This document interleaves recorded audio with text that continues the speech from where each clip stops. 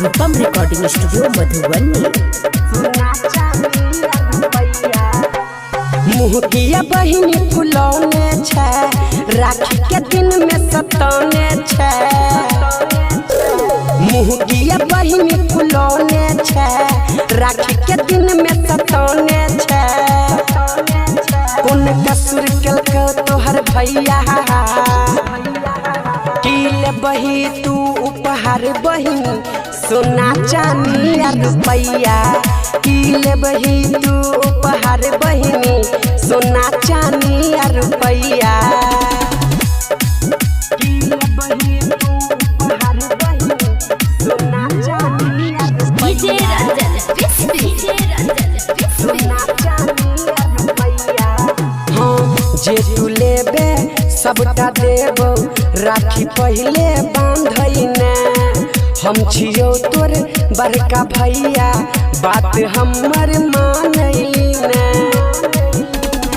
जे तू लेबे सबटा देबो, राखी पहले बांधई ने।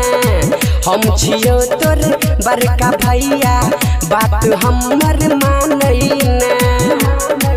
पहले खुआ तू हमरा मिठैया, किले बही तू उपहार बहिनी, सोना चांदी या रुपैया। किले बही तू उपहार बहिनी, सोना चांदी या रुपैया। रूपम रिकॉर्डिंग स्टूडियो मधुबनी। किले बही तू उपहार बहिनी, सोना चांदी या रुपैया। हाँ राखी के बंधन हम निभेबो, खाई छियो हम क्रिया गे। दिनो राती तोरे के बहिनी, करे छियो हम फिक्रिया गे। राखी के बंधन हम निभेबो, खाई छियो हम क्रिया गे। दिनो राती तोरे के बहिनी, करे छियो हम फिक्रिया गे।